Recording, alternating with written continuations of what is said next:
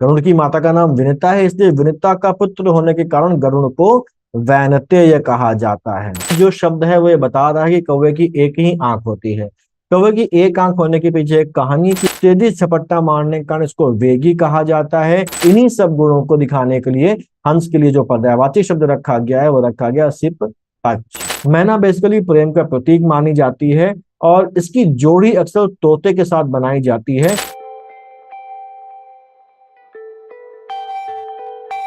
नमस्कार, एक नए दिन में एक नए वीडियो में आपका स्वागत है। हम लोग हिंदी की समीक्षा अधिकारी की सीरीज को आज आगे बढ़ाएंगे और मैं पर्यायवाची का 7वां वीडियो आपके लिए लेके आया हूँ। लेकिन आगे बढ़ने से पहले खास खबर आपके लिए कि अपना जो यूपीपीसीएस पैनल का जो चैनल है इसमें 1000 सब्सक्राइबर्स पूरे हो चुके हैं। तो इस प्यार और सपोर्ट के लिए आपका बहुत शुक्रिया। इस चैनल को शुरू करने का बेसिक ऑब्जेक्टिव यही था कि जो स्टेट लेवल के सिविल सर्विस एस्पिरेंट हैं उनका ये डायलेमा कि क्या पढ़ना है क्या नहीं पढ़ना है, कैसे पढ़ना है, इसके लिए प्रॉपर स्ट्रैटेजी उन तक पहुंचाई जाए और जो क्वालिटेटिव मटेरियल की जो कमी है उस कमी को दूर किया जाए, जिससे कि उनका जो एग्जाम ओरिएंटेड स्टडी है वो बेहतर तरीके से हो सके, उनका भटकाव कम हो सके और वो अच्छी तरीके से एग्जाम में बेहतर परफॉर्म कर सकें। तो उम्मीद है कि आप लोग मेरा साथ देते रहेंगे और हम लोग ऐसे ही अच्छे अच्छे कंटेंट के साथ आपके पास आते रहेंगे और आपकी एग्जाम की जो समस्या है उनको दूर करते रहेंगे। तो पर्यायवाची की इस सीरीज को आगे बढ़ाते हैं। उसके पहले मैं आपको फिर से एक बार इस बात को दोहरा देता हूं कि हम लोगों ने पहले शुरुआती वीडियोस में ये बात कर ली थी कि हम लोग लगभग 150 पर्यायवाची कवर करेंगे और ये 150 पर्यायवाची वो पर्यायवाची होंगे जिनमें से एग्जाम में आपको लगभग 95 to 99% पर्यायवाची मिल जाएंगे। तो हम लोग यहाँ पर पर्यायवाचियों को सेगमेंट से बांट के पढ़ रहे हैं, जिनमें से हम लोग देवी देवता और मृतक के सेगमेंट्स को कवर कर चुके हैं, प्राकृतिक वस्तुओं व घटनाओं के सेगमेंट्स को कवर कर चुके हैं, वृक्ष फल और पुष्प के सेगमेंट को कवर कर चुके हैं, जंतुओं और जीवों का जो सेगमेंट था वो भी हमारा कवर हो चुका है, पक्षियों का सेगमेंट हम लोग आज कवर करेंगे और इसके अलावा बहुत जल्दी हम लोग पर्यायवाची खत्म करके फिर अगला जो टॉपिक है वो उठाएंगे। आप मुझे कमेंट में बताइए कि पर्यायवाची खत्म करने के बाद कौन सा हिंदी का टॉपिक हम लोग उठाएं, या अगर आपको किसी खास स्ट्रैटेजी की, किसी खास सब्जेक्ट में और किसी मदद की जरूरत है तो वो भी मुझे आप कमेंट में बताइए। तो उसके लिए भी मैं वीडियो लेके आऊंगा, गाइडेंस लेके आऊंगा, स्ट्रैटेजी लेके आऊंगा। तो पर्यायवाची को आगे बढ़ाते हैं। हमारा पहला शब्द है पक्षी। पक्षी का जो पहला पर्यायवाची है वो है चिड़िया। चिड़िया जो शब्द है वो संस्कृत के एक शब्द चटिका से आया है। किससे? चटिका। चटिका से आया है। चटिका का जो उद्देश्य मुख्यतः छोटी चिड़िया, खासतौर से गौरैया के लिए किया जाता है और उसी का जो तद्भव है वो चिड़िया है जो सभी पक्षियों के लिए प्रयोग किया जाने लगा है। तो चिड़िया बेसिकली इस चटिका का तद्भव शब्द है जो सभी चिड़ियों के लिए इस्तेमाल किया जाने लगा है। अगला पर्यायवाची खग है। खग शब्द पक्षियों के लिए इस्तेमाल होता है, इसका अर्थ होता है आकाश में चलने वाला या आकाश में उड़ने वाला। ये जो शब्द है मुख्यतः दो संस्कृत धातुओं खा, धन, गम से मिलकर बना है, जहां पर खा का मतलब होता है आकाश और गम का मतलब होता है जाना। यानी कि जिसका शाब्दिक अर्थ निकल के आएगा जो आकाश में गमन करता है या जो आकाश में उड़ता है। पक्षी अपनी उड़ान के लिए जाने जाते हैं और आकाश उनकी उड़ान का क्षेत्र होता है, इसलिए खग शब्द उनकी इस मुख्य विशेषता को बखूबी व्यक्त करता है। अगला जो पर्यायवाची है वो है विहंगम। विहंगम जो है उसका भी अर्थ होता है आकाश में विचरण करने वाला। अक्सर हम देखते हैं कि आकाश से किसी पर्टिकुलर इलाके का कोई चित्र लिया गया और ये कहा गया है कि ये एक विहंगम दृश्य है। विहंगम दृश्य का मतलब क्या हुआ? आकाश से दिखने वाला दृश्य, यानी कि पक्षी की नजरों से दिखने वाला दृश्य। और इसी विहंगम शब्द से बना हुआ है विहग और विहंग। यहाँ पर इसका भी मतलब वही है, पक्षियों के लिए एक सामान्य शब्द है और ये दिखाता है कि पक्षी आप आकाश में उड़ते हैं। यहाँ पर जो विहग शब्द है ये पक्षी का तो पर्यायवाची है ही, लेकिन क्योंकि विहग दिखाता है आकाश में उड़ने वाली वस्तुओं को, क्योंकि पक्षी भी है, तो ऐसे ही कुछ और चीजें हैं जो आकाश में उड़ती हैं, हवा में उड़ती हैं और विहग उनका भी पर्यायवाची है। तो विहग इसके अलावा किसका किसका और पर्यायवाची है पक्षी के अलावा? तो विहग पक्षी के अलावा बाण का पर्यायवाची है, तीर का पर्यायवाची है, बादल का पर्यायवाची है, चंद्रमा का पर्यायवाची है और सूर्य का भी पर्यायवाची, क्योंकि ये भी या तो उड़ते हैं या आकाश में ही गमन करते हैं। तो क्योंकि ये भी आकाश में गमन करते हैं, आकाश में उड़ते हैं, इसलिए इनका भी पर्यायवाची पक्षी के साथ साथ विहग होता है। अगला पर्यायवाची है पखेरु। पखेरु जो शब्द है वो पंख से निकला है। पंख से निकला जिसका अर्थ होता है विंग्स। पखेरु पक्षियों की उस विशेषता को दर्शाता है जिसके द्वारा वे उड़ सकते हैं, यानी कि उनके पंख। पक्षियों को पंखों का उपयोग करके उड़ान भरने की क्षमता के लिए जाना जाता है और पखेरु उनके इसी मुख्य गुण को प्रतिबिंबित करता है। परिंदा। अगला पर्यायवाची है, ये फारसी भाषा का शब्द है जिसका अर्थ होता है आकाश में उड़ने वाला जीव। फारसी भाषा में वे जीव जो आकाश में उड़ते हैं उनको परिंदा कहा जाता है, और इसी के विपरीत एक और शब्द होता है उन जीवों के लिए जो धरती पर रहते हैं और धरती पर चरते हैं। तो फारसी में ऐसे जीवों को चरिंदा कहा जाता है। तो फारसी में परिंदा हो गया आकाश में उड़ने वाला, और चरिंदा हो गया जो धरती में रहते हैं या धरती में चरते हैं। अगला पर्यायवाची है अंडज, क्योंकि पक्षी अंडों से निकलते हैं, अंडों से पैदा होते हैं, तो वे सभी प्राणी जो अंडे से उत्पन्न होते हैं उन सभी प्राणियों को अंडज कहा जाता है। तो क्योंकि पक्षी भी अंडे से निकलते हैं, अंडे से उत्पन्न होते हैं, इसलिए पक्षी का भी एक पर्यायवाची अंडज है। पतंग शब्द को हम लोग एक बार पढ़ चुके हैं जब हम लोगों ने सूर्य के बारे में पढ़ा था, और मैंने ये कहा था कि संस्कृत में पतंग शब्द का अर्थ होता है जो उड़ता है, जो आकाश में उड़ता है। तो पक्षी क्योंकि आकाश में उड़ते हैं इसलिए उन्हें भी पतंग कहा जाता है। तो क्योंकि पतंग शब्द का शाब्दिक अर्थ होता है आकाश में उड़ने वाला, इसलिए पतंग शब्द का उपयोग किसी भी उड़ने वाली वस्तु के लिए किया जाता है। जैसे कि जो पतंग हम लोग कागज की उड़ाते हैं उसको भी इसीलिए पतंग बोलते हैं क्योंकि वो उड़ती है। ऐसे ही कीड़े के लिए, पक्षियों के लिए, सूर्य के लिए भी पतंग शब्द का इस्तेमाल किया जाता है। नाव जो पानी में चलती है वो भले ही आकाश में नहीं उड़ती, लेकिन नाव के लिए भी पतंग शब्द का उपयोग किया जाता है। नाव का पर्यायवाची भी पतंग होता है। तो पतंग किन किन चीजों का पर्यायवाची हो गया? पतंग पर्यायवाची हो गया पक्षी का, पतंग पर्यायवाची हो गया उड़ने वाले कीड़ों का, पतंग पर्यायवाची हो गया सूर्य का, और पतंग पर्यायवाची है नाव का। अगला पर्यायवाची है द्विज। द्विज संस्कृत शब्द है जिसका शाब्दिक अर्थ होता है वह जिसका दो बार जन्म होता हो। ये दो शब्दों से बना हुआ है, द्वि धन जा। द्वि का मतलब होता है दो बार, और जा का मतलब होता है जन्म। यानी कि वे जिनका दो बार जन्म होता है उनको द्विज बोला जाता है। इस शब्द का प्रयोग पक्षियों के लिए इसलिए किया जाता है क्योंकि पक्षियों का पहला जन्म तो अंडे के रूप में होता है, और दूसरा जन्म तब होता है जब वह अंडा फोड़ के बाहर निकलते हैं, चिड़िया या पक्षी के रूप में जन्म लेते हैं। तो पहला जन्म उनका अंडे के रूप में हुआ, और दूसरा जन्म उनका तब होता है जब वो अंडा फोड़कर बाहर निकलते हैं। इसलिए कहा जाता है चिड़िया या पक्षी का दो बार जन्म होता है, और इसी दो बार जन्म लेने के लिए उन्हें द्विज कहा जाता है। द्विज शब्द का इस्तेमाल पक्षियों के अलावा और भी दूसरी चीजों के लिए होता है। जैसे ब्राह्मणों के लिए भी द्विज शब्द का इस्तेमाल होता है, दांत को भी द्विज बोलते हैं, और भंवरे को भी द्विज कहा जाता है। ब्राह्मणों को द्विज इसलिए कहा जाता है क्योंकि जब उनका उपनयन संस्कार होता है तो उस उपनयन संस्कार को उनका दूसरा जन्म माना जाता है, तो इसलिए उनको द्विज कहा जाता है। जो बेसिकली उपनयन संस्कार बेसिकली ब्राह्मणों को का धार्मिक और सांस्कृतिक संदर्भ में उनके आध्यात्मिक पुनर्जन्म को दर्शाता है। दांत को भी द्विज कहा जाता है क्योंकि हम जानते हैं दांत हमारे जीवन काल में दो बार निकलते हैं। पहली बार जब बच्चा पैदा होता है तो उसके दांत निकलते हैं जो एक बार टूट जाते हैं, और टूटने के बाद दोबारा से उनके फिर से दांत निकलते हैं। तो क्योंकि दांत भी दो बार निकलने से दांतों को भी द्विज कहा जाता है। ऐसे ही भंवरे को भी द्विज कहा जाता है। भंवरे को द्विज क्यों कहा जाता है अभी कुछ देर बाद जब हम भंवरे के पर्यायवाची देखेंगे तो वहां पर इस बात को समझेंगे। अगला जो शब्द है जिसको हमें पढ़ना है वो है मोर।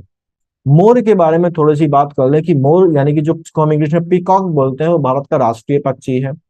इसके साथ ही साथ इसकी एक आध्यात्मिक विशेषता भी है। ये भगवान शिव के पुत्र, भगवान शिव के दो पुत्र हैं, एक गणेश और दूसरे कार्तिकेय। तो भगवान शिव के जो दूसरे पुत्र हैं कार्तिकेय, जिन्हें युद्ध का देवता माना जाता है और जिनको दक्षिण भारत में स्कंद या मुरुगन के रूप में पूजा जाता है, ये उनका वाहन है। साथ ही साथ ज्ञान की देवी जो सरस्वती हैं उनके चित्रों में भी अगर हम देखें तो अक्सर उनके चित्रों में मोर का अंकन भी दिखाई देता है। मोर उनकी सवारी नहीं है, उनकी सवारी तो उनका वाहन तो हंस है, लेकिन फिर भी उनके चित्रों में मोर अक्सर चित्रित हमको मिलता है। ऐसे ही भगवान जो श्री कृष्ण है वो भी अपने माथे पर मोर पंख धारण करते हैं जिसे मोर मुकुट कहा जाता है। तो जो ये मोर है इसकी आध्यात्मिक जो विशेषता वो भी है। तो इसका पहला जो पर्यायवाची वो बहुत कॉमन है जो वो मयूर है। अगला पर्यायवाची शिखी है। अगर हम मोर को देखें तो मोर के सिर पर एक कलगी जैसी निकली होती है जो लंबी और रंगीन होती है जिसे शिखा कहा जाता है, और उसी शिखा से यह शब्द बना है शिखी। मोर को केकी भी कहा जाता है। संस्कृत में ये मोर को केकी कहा जाता है। संस्कृत में जो चीजें हैं, जो पशु हैं, जो पक्षी हैं, उनका जो भी नाम होता है वो उनकी किसी विशेषता को संदर्भित करता है। ठीक है, तो यहाँ पर केकी संभवतः जो मोर का जो पूजन है, जो मोर की आवाज है, मोर की जो केक है, उससे व्युत्पन्न होकर यह शब्द आया है जो उसकी आवाज का वर्णन करता है। मोर की कूजन को उसकी एक प्रमुख विशेषता माना जाता है और ये कूजन अक्सर वर्षा ऋतु में सुनाई देता है जब मोर अपने पंख फैलाकर नृत्य करता है। और केकी नाम से मोर की इसी जो उसकी खास आवाज है, उसी आवाज की अद्वितीय विशेषता की पहचान की जाती है।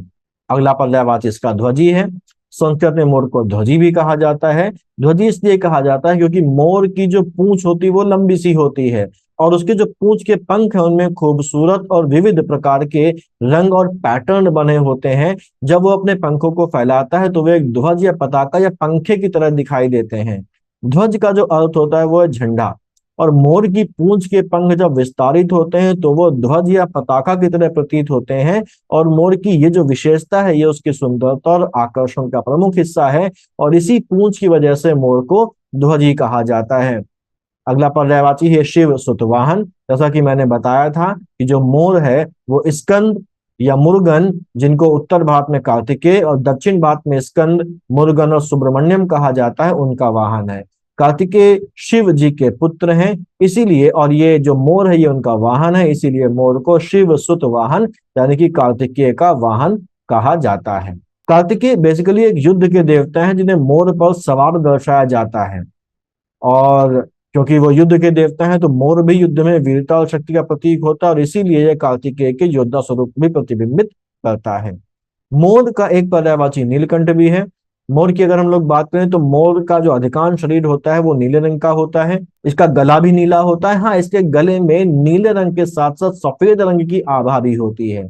ध्यान रखिएगा, मोर के गले में नीले रंग के साथ साथ सफेद रंग की आभा भी होती है। तो क्योंकि मोर का गला नीला होता है इसीलिए मोर को नीलकंठ भी कहा जाता है। अगला पर्यायवाची कलापी है। कलापी जो शब्द है वो बना हुआ है कलाप से। कलापी शब्द बना हुआ है कलाप से और कलाप का अर्थ होता है पूंछ या झाड़ी। तो यहाँ पर जो कलापी शब्द है वो भी बेसिकली मोर की पूंछ से ही संबंधित है। और क्योंकि मोर की पूंछ मोर के सौंदर्य और मोर के शान का प्रतीक है जिसमें रंगीन और चमकीले पंख होते हैं जो मोर को एक अनूठा और खूबसूरत पक्षी बनाते हैं, तो यहाँ पर उस मोर की जो पूंछ है वो एक झाड़ी जैसी लगती है, इसलिए उसे कलापी भी मोर को कहा जाता है। मोर का अगला पर्यायवाची है शिखंडी। मोर की ये जो शिखंडी जो पर्यायवाची ये भी पूंछ की वजह से ही है। मोर की पूंछ को शिखंड कहा जाता है। मोर की पूंछ को शिखंड कहा जाता है और उस पूंछ को धारण करने के कारण मोर को शिखंडी कहा जाता है। वैसे शिखंडी नाम के और भी कई प्रयोग हमारे सामने हैं। जैसे महाभारत में एक पात्र है जो द्रुपद का पुत्र था, जो पिछले जन्म में स्त्री था और उसे ढाल के रूप में प्रयोग करके अर्जुन ने पितामह भीष्म पर बाणों का प्रहार किया था, तो वो भी एक शिखंडी था। और बाण को भी शिखंडी कहा जाता है। तो शिखंडी मोर को भी कहा जाता है पूंछ की वजह से। शिखंडी नाम का एक व्यक्ति भी था, महाभारत का पात्र था, और जो बाण है बाण को भी शिखंडी कहा जाता है। ऐसे एक अगला पर्यायवाची सारंग है। हम लोग पिछले कई वीडियोज में देख चुके हैं कि जो सारंग शब्द है वो कई सारी चीजों का पर्यायवाची है। सारंग हाथी का पर्यायवाची है, कोयल का पर्यायवाची है, मृग का पर्यायवाची है, सिंह यानी कि शेर का पर्यायवाची है, बादल का, कामदेव का, चंद्रमा का, जल का, धनुष का, नाग का, भौरे का भी पर्यायवाची है और वो मोर का भी पर्यायवाची है। ऐसे ही इसका अगला पर्यायवाची हरि है। मोर अपनी सुंदरता और आकर्षक नृत्य से लोगों के मन को मोह लेता है और लोग मंत्रमुग्ध होकर उसके नृत्य को देखते हैं। तो एक तरीके से वो उनके ध्यान को हर लेता है, इसीलिए उसे हरि कहा जाता है। हम लोगों ने पिछले वीडियोस में देखा है कि हरि केवल मोर का ही पर्यायवाची नहीं है। मोर के अलावा जो हरि शब्द है वो भगवान विष्णु का पर्यायवाची है और बंदर को भी हरि कहा जाता है। अगला पर्यायवाची है भुजंगारी। कहीं कहीं भुजंगारी के साथ भुजगारी भी लिखा मिलता है। तो भुजंगारी जो है वो शुद्ध शब्द है, भुजगारी उसका बिगड़ा हुआ रूप है, लेकिन ये भी भुजगारी भी मोर का ही एक पर्यायवाची है।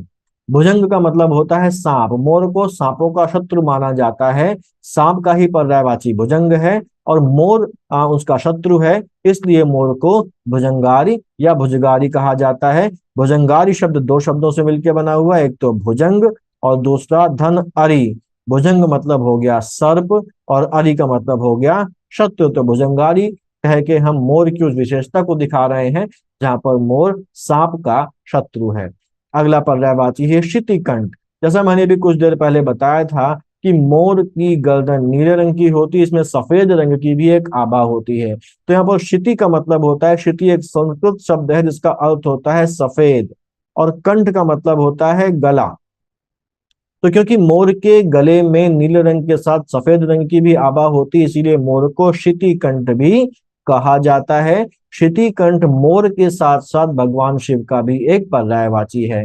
तो ये क्षितिकंठ आपको दो तरीके से लिखा मिलेगा, एक तो क्षितिकंठ के रूप में ऐसे भी लिखा मिल सकता है, और दूसरे में स्तरोते वाले सा की तरह सितिकंठ भी लिखा मिल सकता है। तो ये दोनों ही, चाहे ये वाला सा इस्तेमाल हो चाहे स्तरोते वाला सा इस्तेमाल हो, दोनों ही शुद्ध माने जाते हैं और दोनों ही आपके सही होंगे।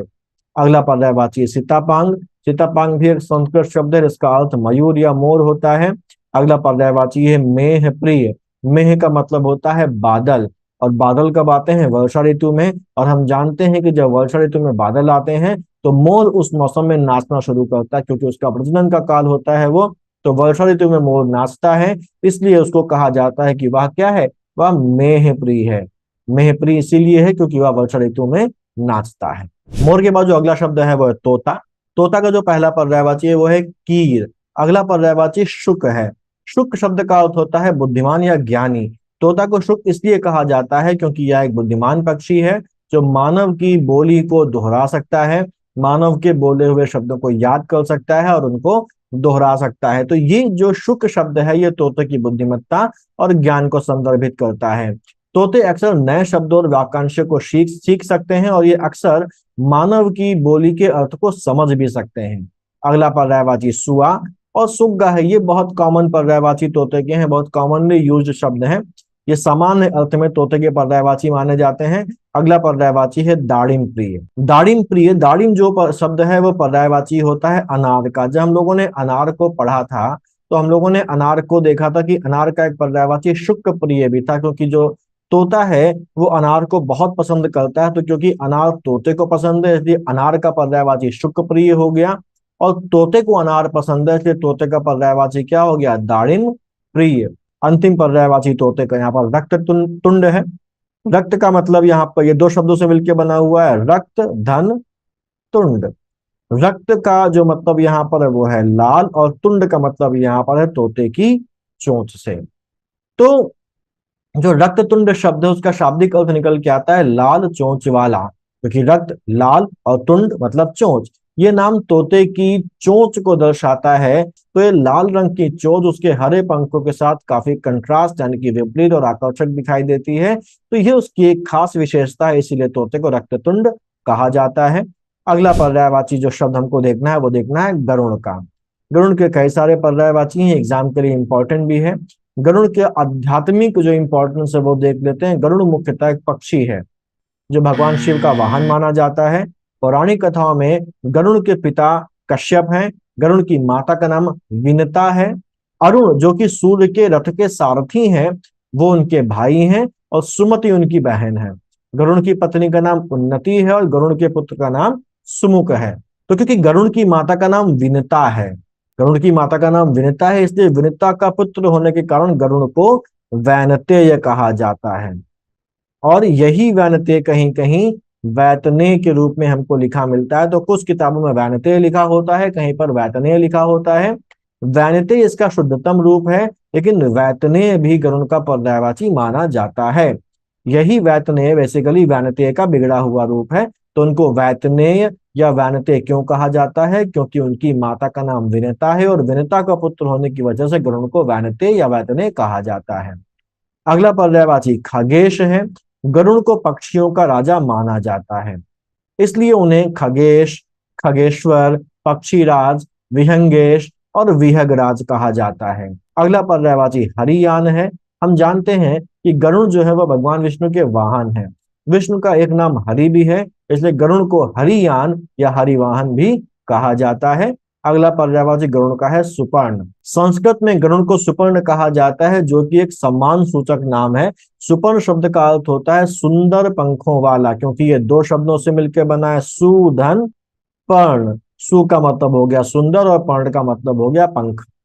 तो गरुड़ को इस नाम से संबोधित करने का कारण उनके विशाल और खूबसूरत और मजबूत पंख हैं, जो उनके विशेष और प्रभावशाली रूप को दर्शाते हैं।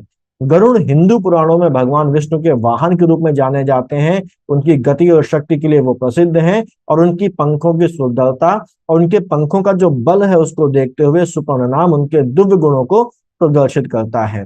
अगला पर्यायवाची सर्पारी है, जो दो शब्दों से मिलकर बना है, सर्प धन अरि। सर्प का मतलब तो हम सब जानते ही हैं, सांप, और अरि का मतलब क्या होता है, शत्रु, यानी कि ये सांपों के शत्रु हैं, नागों के शत्रु हैं। इसका एक दृष्टांत हमको मिलता है कि जब राम और रावण के बीच में युद्ध हो रहा था तो उस युद्ध में लक्ष्मण को मेघनाद ने नागपाश में बांध दिया था। मेघनाद ने लक्ष्मण के ऊपर दो बार प्राणघातक हमला किया। एक बार जब लक्ष्मण के ऊपर शक्ति चलाई थी उन्होंने, तो शक्ति के द्वारा वो घायल हो गए थे। तब उनकी जान बचाने के लिए जो भगवान हनुमान है वो संजीवनी बूटी के लिए पूरा पर्वत उखाड़ के ले आए थे।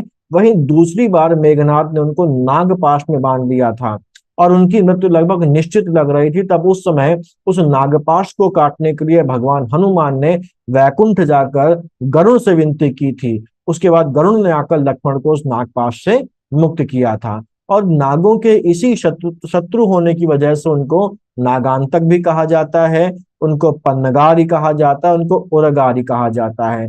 नागांतक मतलब नागों का अंत करने वाला। पन्नगारी भी दो शब्दों से मिलकर बना है, पन्नग धन अरि, जहां पर पन्नग हम लोग जानते हैं क्या है, सांप का ही पर्यायवाची है, यानी कि सांपों का दुश्मन। और उरग भी सांप का पर्यायवाची है, तो उरग धन अरि से फिर से वही हो गया, सांपों का शत्रु। अगला पर्यायवाची जिसका हमको देखना है वो शब्द है हंस। हंस का जो पहला पर्यायवाची है वो सिप पक्ष। हंस के भी आध्यात्मिक इंपॉर्टेंस है। हम जानते हैं कि ज्ञान की देवी सरस्वती का वाहन है, ये ज्ञान और बुद्धिमत्ता का प्रतीक है। हंस का रंग सफेद होता है। तो सिप पक्ष जो शब्द है वो मुख्यतः दिखाता है स्वच्छता और शुद्धता को। पक्ष का अर्थ होता है पंख और सिप का अर्थ होता है स्वच्छ या शुद्ध। तो सिप पक्ष का अर्थ होता है शुद्ध पंखों वाला या सफेद पंखों वाला। हंस को पवित्रता और ज्ञान का प्रतीक माना जाता है और उनके सफेद और शुद्ध पंख इसी गुण को दर्शाते हैं। भारतीय दार्शनिक और आध्यात्मिक परंपराओं में हंस को अक्सर परमहंस यानी कि उच्चतम आत्मिक ज्ञान के अधिकारी व्यक्ति के लिए एक उपमा के रूप में भी इस्तेमाल किया जाता है। और इन्हीं सब गुणों को दिखाने के लिए हंस के लिए जो पर्यायवाची शब्द रखा गया है वो रखा गया सिप पक्ष। अगला पर्यायवाची मानसौक है। हंस को मानसौक इसलिए कहा जाता है क्योंकि फिर से वही बात की वो अक्सर शुद्धता पवित्रता के प्रतीक के रूप में देखे जाते हैं। जैसे हिंदू धर्म में हंस को नीर क्षीर विवेक वाला माना जाता है, यानी कि उसके अंदर इतना विवेक होता है कि अगर दूध और पानी को मिलाकर हंस के सामने रख दिया जाए तो अपनी बुद्धिमत्ता से अपने विवेक से दूध पी लेगा और पानी को छोड़ देगा। ये उसकी एक अद्भुत विशेषता है और इसी बुद्धिमत्ता की वजह से हंस को मानसौक कहा जाता है। अगला पर्यायवाची है हंस का कलकंठ। हंस को उसकी सुरीली आवाज और सुंदर गर्दन की वजह से कलकंठ कहा जाता है। हंस के अलावा कुछ और पक्षियों को भी उनकी सुरीली आवाज और सुंदर गर्दन की वजह से कलकंठ कहा जाता है। जैसे कोयल को कलकंठ कहा जाता है और कबूतर को भी कलकंठ कहा जाता है। और इसी वजह से हंस को मराल भी कहा जाता है, क्योंकि हंस ज्ञान की देवी सरस्वती का वाहन है, इसीलिए हंस को सरस्वती वाहन भी कहा जाता है। अगला पर्यायवाची जिसका हमको देखना है वो है कौवा। कौवा एक ऐसा प्राणी है जिसको हमेशा मनहूसियत का प्रतीक माना जाता है, अपशकुन का प्रतीक माना जाता है, कर्कश प्राणी माना जाता है। कोई भी अगर हमारे सामने कर्कश आवाज में बात करता तो हम कहते हैं काव काव कर रहे हो। तो ये सब कौवे को एक अच्छा प्राणी नहीं माना जाता है। तो कौवे का जो पहला पर्यायवाची है वो है काक या काग, ये बड़े कॉमन से पर्यायवाची हैं। अगला जो पर्यायवाची शब्द है वो है वायस। वायस इसीलिए कहा जाता है कौवे को क्योंकि उसकी आवाज बहुत कर्कश और कड़वी होती है।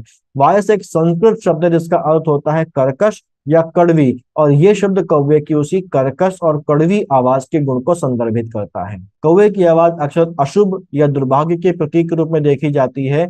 उदाहरण के लिए हिंदू धर्म में कौवे को अक्सर मृत्यु या बुरी खबर के दूत के रूप में देखा जाता है। अगला पर्यायवाची है एकाक्ष। एकाक्ष दो शब्दों से मिलकर बना हुआ एक धन अक्ष, जहां पर अक्ष का मतलब होता है आंख। तो ये जो शब्द है वो ये बता रहा है कि कौवे की एक ही आंख होती है।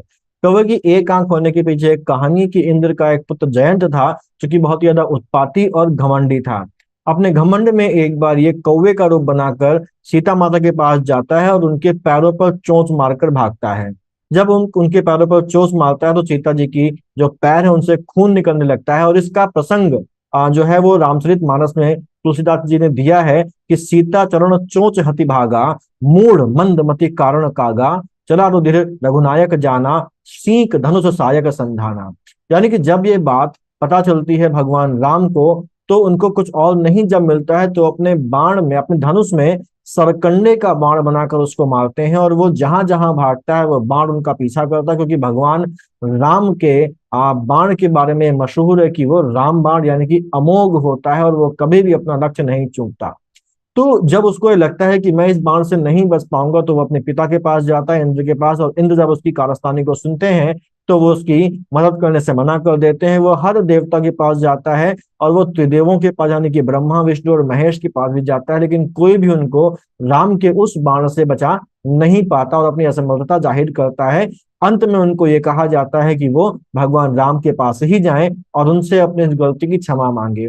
तो जब वो भगवान राम के पास जाता है और उनसे अपनी गलती की क्षमा मांगता है, तो भगवान राम उसको क्षमा तो कर देते हैं, उसके प्राण तो बख्श देते हैं, लेकिन क्योंकि उनका जो बाण है वो अमोघ है और उसकी अमोघता प्रभावित ना हो, तो उस बाण से जयंत की एक आंख फूट जाती। क्योंकि जयंत कौवे के रूप में था, तो ये माना जाता है कि इसी वजह से उसके बाद से जो सभी कौवे हैं वो एक ही आंख के रहे, तो इसीलिए कौवे को एकाक्ष कहा जाता है, और इसीलिए कौवे को काण यानी कि काना भी कहा जाता है। अगला पर्यायवाची कौवे का पिशुन है। पिशुन का अर्थ होता है वह जो एक की बुराई दूसरे से करके उनके बीच में भेद डाले, यानी कि चुगलखोर या इधर उधर के लगाने वाले को पिशुन कहा जाता है। संस्कृत भाषा में कौवे को पिशुन कहने का प्रचलन है। कौवे को परंपरागत रूप से चतुर और चालाक पक्षी माना जाता है, जो अपनी धूर्तता और अपनी सूझबूझ के लिए जाना जाता है। कैसे सूझबूझ? धूर्तता वाली सूझबूझ के लिए जाना जाता है। अतः पिशुन शब्द का इस्तेमाल कौवे की इन्हीं चुगलखोरी वाली और धूर्तता वाली विशेषताओं को दर्शाने के लिए किया जाता है। लास्ट पर्यायवाची इसका करट है। कौवे को करट क्यों कहा जाता है? इसके लिए एक अनुमान यह है कि कौवे की कर्कश और रूखी आवाज से संबंधित हो सकता है शब्द। इसके अलावा करट शब्द संभवतः उसके स्वभाव के कठोर और रूखे पहलू को भी व्यक्त करता है। और इसके अलावा एक एक एक अनुमान ये भी है कि कौवे को क्योंकि एक बुरे शगुन के रूप में देखा जाता है, क्योंकि कौवे को अक्सर मृत्यु, दुर्भाग्य और बुरी आत्माओं के साथ जोड़ा जाता है। कौवे को अक्सर मृत व्यक्तियों के शरीर के पास बैठे देखा जाता है। इसी कारण से लोगों का मानना है कि कौवा मृत्यु और अपशकुन का प्रतीक है, और क्योंकि कौवा अक्सर नकारात्मक चीजों को लाने के लिए जाना जाता है, तो इसीलिए कौवे को करट कहा जाता है, क्योंकि कौवा दुर्भाग्य का, मृत्यु का, बीमारी का प्रतीक माना जाता है। अगला पर्यायवाची जिसका हमको देखना है वो है मैना। मैना भी एक पक्षी है जो तोते की तरह मानव की नकल कर सकती है, लेकिन ये तोते से कहीं ज्यादा बेहतर तरीके से मानव की जो भाषा है उसकी नकल कर सकती है, और ये तोते से अधिक बुद्धिमान भी होती है। इसलिए इसका जो पहला पर्यायवाची वो सारिका है। सारिका जो शब्द है वो संस्कृत शब्द है, जो अक्सर उन पक्षियों के लिए प्रयोग होता है जो मनुष्यों द्वारा बोले गए शब्दों और ध्वनियों की नकल कर सकते हैं। मैना की विशेषता यह है कि वह विभिन्न ध्वनियों की अनुकरण करने में सक्षम होती है। इसकी बोलने की क्षमता मानवीय भाषा के बहुत करीब मानी जाती है, इसीलिए इसको सारिका भी बोलते हैं और इसीलिए इसे सारी भी बोलते हैं। मैना का अगला पर्यायवाची कलह प्रिया है। मैना जब समूह में होती है तो उसकी चहचहाट काफी तेज और लगातार होती है, लगातार चहकती रहती है, तेज आवाजें बोलती रहती है, जिससे कभी कभी ऐसा लगता है कि ये सभी मैना बैठकर आपस में झगड़ा कर रही हैं। मैना की इस प्रवृत्ति को, झगड़ालू प्रवृत्ति को देखते हुए मैना को कलह प्रिया भी कहा जाता है। लेकिन मैना की जो आवाज है वो बहुत मधुर होती है। इस मधुर आवाज की वजह से उसको मधुरालाशा या मधुर लापा भी बोलते हैं। मधुरालाशा या मधुर लापा क्यों बोलते हैं? मैना की मधुर आवाज में। झुंड में बैठेगी तो वो आवाज, क्योंकि बहुत सारी मैना एक साथ चिल्ला रही हैं तो लगता है कि झगड़ा हो रहा है, लड़ाई हो रही है, इसलिए उसको कलह प्रिया बोला जाता है। लेकिन अकेली मैना जब बोलती तो बहुत ही मधुर आवाज में बोलती है, इसीलिए उसको मधुरालाशा या मधुर लापा बोलते हैं। मैना की आंखें बहुत सुंदर होती हैं, और इन सुंदर आंखों की वजह से मैना को चित्रलोचना, चित्रनेत्रा और चित्राक्षी और त्रिलोचना भी कहा जाता है। ये माना जाता है कि मैना की दो आंखें तो सामने होती है, लेकिन एक उसकी आंख जैसी आकृति उसके सर के पीछे हिस्से में बनी होती है, तो आंख तो नहीं होती लेकिन आंख जैसी लगती है, तो इसी वजह से इसको प्राचीन काल में त्रिलोचना भी कहा जाता था। मैना की जो आंखें होती हैं उसके चारों ओर पीले रंग की एक आकृति बनी होती है, पीले रंग का एक आवरण जैसा होता है, इसीलिए उसकी इन पीली आंखों की वजह से उसको पीत लोचना बोलते हैं। इसीलिए क्योंकि मैना के पैर भी पीले होते हैं, इसीलिए उसको पीतपाद बोलते हैं। मैना को मदन शलाका भी कहते हैं। मैना बेसिकली प्रेम का प्रतीक मानी जाती है, और इसकी जोड़ी अक्सर तोते के साथ बनाई जाती है।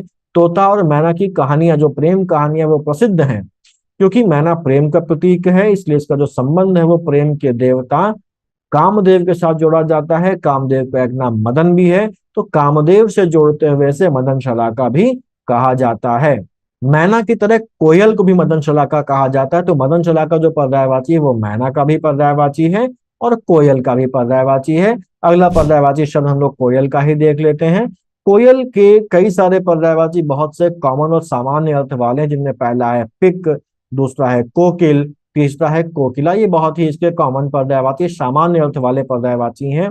अगला पर्यायवाची मैना का श्यामा है। मैना क्योंकि काले रंग की होती है, तो इस काले रंग की वजह से मैना को श्यामा कहा जाता है। जैसा भी मैंने कुछ देर पहले बताया कि मैना का पर्यायवाची मदन शलाका होता है और कोयल का भी पर्यायवाची मदन शलाका होता है। अगला पर्यायवाची मैं कोयल का है कलघोष।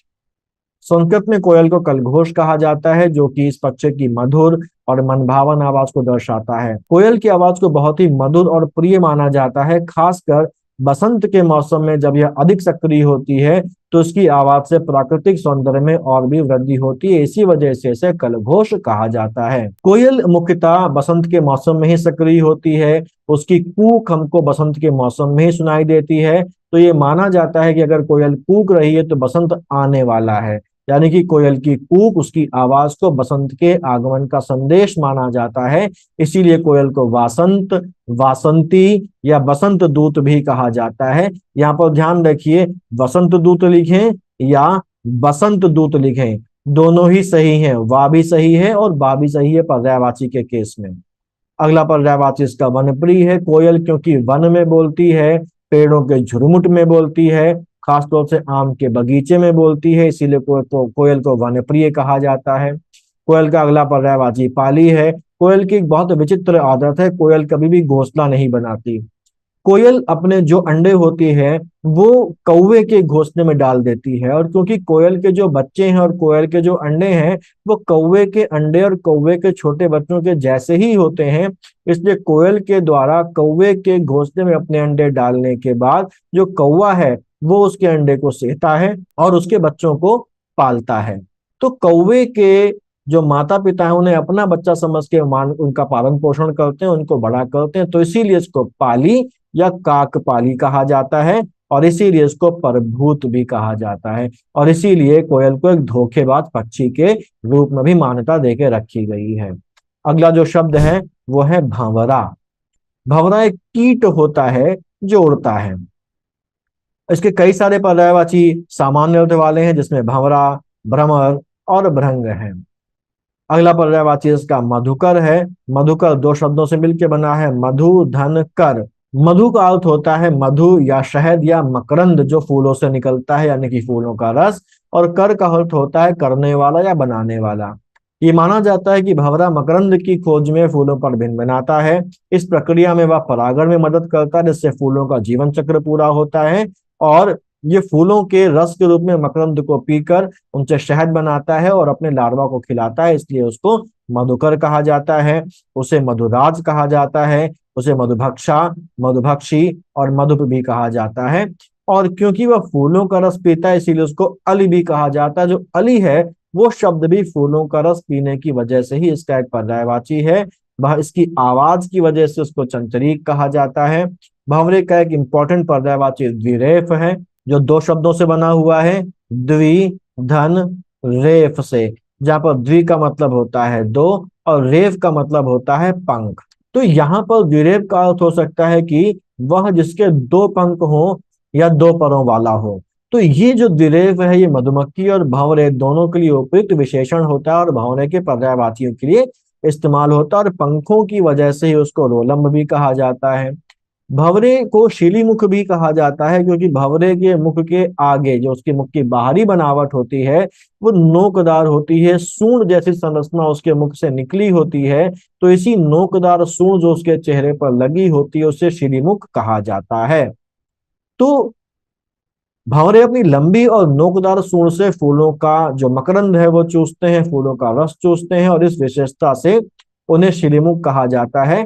इसी तरीके से बाण जो धनुष में चलाया जाता है, वो बाण भी क्योंकि आगे से नुकीला होता है, इसलिए बाण को भी शिलीमुख कहा जाता है। तो इसको ध्यान रखना है आपको कि शिलीमुख दो चीजों का पर्यायवाची है फिलहाल, एक भंवरे का भी पर्यायवाची है और बाण का भी पर्यायवाची। इन शब्दों को जो एक से ज्यादा चीजों के पर्यायवाची हैं, आपको अलग से ध्यान से नोट करते हुए चलना है।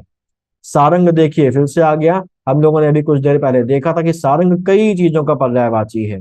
भंवरे का अगला पर्यायवाची द्विज। हम लोग कुछ देर पहले देख चुके हैं कि द्विज का अर्थ होता है दो जन्मों वाला, और दांत का भी ये पर्यायवाची है द्विज। ब्राह्मण का भी पर्यायवाची द्विज है और पक्षी का भी पर्यायवाची द्विज है, और मैंने बताया था कि भंवरे का भी पर्यायवाची द्विज है। यहाँ पर भंवरे के दो अलग अलग जन्मों का मतलब है कि वे एक ही जीव में दो अलग अलग रूपों में रहते हैं, या एक अद्वितीय विशेषता है जो उन्हें अन्य जीवों से अलग करती है।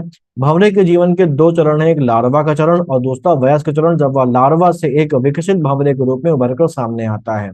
ऐसा बहुत सारे जीवों में होता है, लेकिन इस वजह से भंवरे को द्विज कहा जाता है। भंवरे का अगला पर्यायवाची षटपद है, जो दो शब्दों से मिलकर बना है, षट धन पद। षट का मतलब होता है छह और पद का मतलब होता है पैर, यानी कि शतपद उन जीवों को दर्शाता है जिनके छह पैर होते हैं। भंवरे के भी छह पैर होते हैं, इसी कारण से शतपद कहा जाता है। ये जो शतपद शब्द है ये सामान्यतः कीटों के लिए इस्तेमाल होता है, क्योंकि अधिकांश कीट छह पैर वाले होते हैं। भंवरे का जो अंतिम पर्यायवाची है वो मिलिंद है। भंवरे के बाद जो अगला शब्द हमको देखना है वो है बाज। बाज बेसिकली एक शिकारी पक्षी है जो अपनी तेजी, अपनी ताकत और अपने शिकार के लिए जाना जाता है। यह अक्सर आकाश में उड़ने वाले पक्षियों का शिकार करता है, जैसे कबूतर। कबूतर इसका पसंदीदा शिकार है, और जमीन में रहने वाले जीवों का भी ये शिकार करता है, जैसे चूहा और खरगोश। खरगोश भी इसका एक पसंदीदा शिकार है। जो पहला पर्यायवाची बाज का है वो है करक। करक कहते हैं इसको शिकारी पक्षी होने के कारण। अगला पर्यायवाची इसका है शेन। संस्कृत में बाज को शेन कहने का कारण इस पक्षी की कुछ विशेषताओं और गुणों के कारण हो सकता है। शेन शब्द का जो अर्थ होता है वो होता है शिकारी या तीव्र दृष्टि वाला। बाज एक प्रकार का शिकारी पक्षी है जो बहुत तीव्र दृष्टि वाला होता है, और जो ऊंचाई से अपने शिकार पर नजर रखते हुए तीर से झपट्टा मारकर उसको पकड़ लेता है।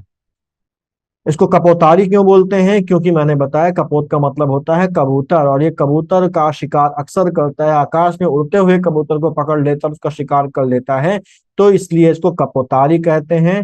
क्योंकि ये आ पक्षियों, कबूतर के अलावा अन्य पक्षियों का भी शिकार करता है, इसलिए इसको खगानतक भी बोला जाता है।